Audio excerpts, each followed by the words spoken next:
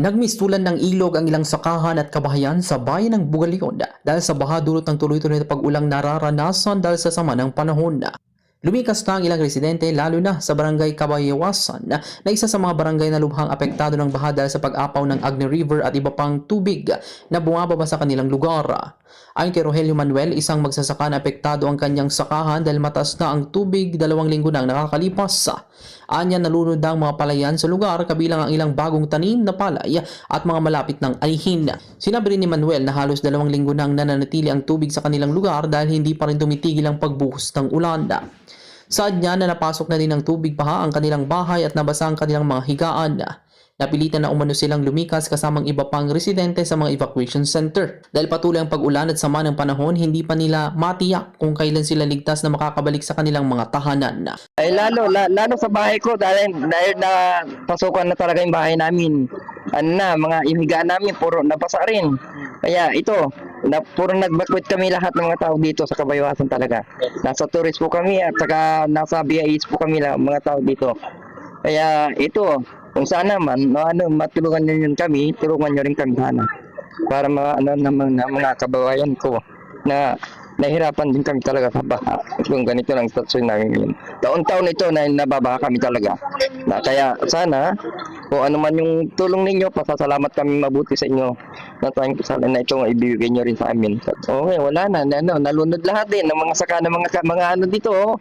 Lunod lahat. Sayang ang mga palay. Talagang patay. Wala kaming magagawa kung ganitong baha. Lalim talaga. Magdadalawang linggo na to, itong tubig dito. Kaya ito, tuloy-tuloy pa rin ang bagyo. Kaya hindi namin alam kung kailan kami makakauwi pa sa bahay namin. O ganun din, magdadalawang na linggo na rin nalunod ang mga tanim dito. O yung mga iba bagong tanim, yung mga iba aanihin na yung mga iba. Wala, sayang talaga, walang magawa. Talagang sayang na sayang. Samantala sinabi ni Glenda Marcelino, isang evacuee mula sa barangay Poblasyon, na bagamat sapat naman ang natatanggap nilang pagkain mula sa mga nagbibigay ng ayuda, kailangan pa rin nila ng gamit pangkalinisan at mga kagamitan para sa pagtulog.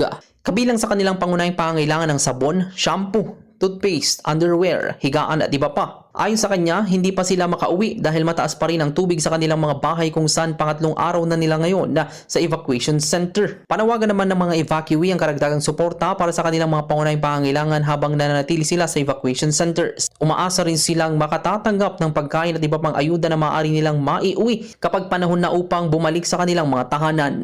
Nung Lunes ng umaga po. Okay naman po, kaso nga lang, wala na kaming damit, wala nang Sa pagkain okay lang kasi meron naman nagbibigay.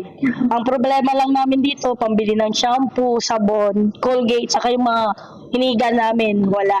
Hanggang dito. Sa daan namin, hanggang dito. Pero sa loob ng bahay ng biyanan ko, hanggang dito. Tapos yung sa amin hanggang dito. Last year, wala naman. Pero nung ewan ko kung anong taon yon, ganito rin.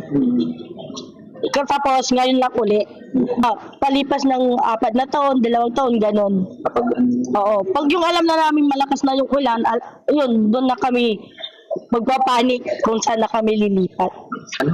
Ay, hindi pa. Ngayon lang. Pag wala na yung tubig sa bahay, pwede na kami umuwi. Pero nabibisita niyo yung bahay niyo ngayon? Hindi nga eh.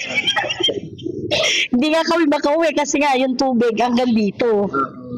Hanggang mataas. Oo. Panawagan namin, sana yung pangangailangan namin dito matupad nila.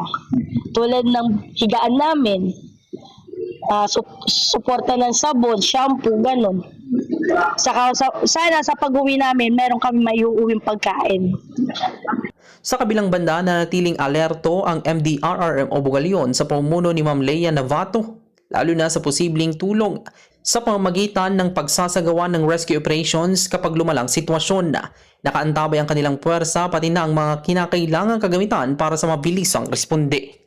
Para sa programang Bombo Reports Afternoon Edition, Patrol numero 5, Bombo Libertad Kumus nag-uulat. This is Bombo Radio Philippines, the number 1 radio network in the country, your trusted source of news and information. Basta Radio Bombo!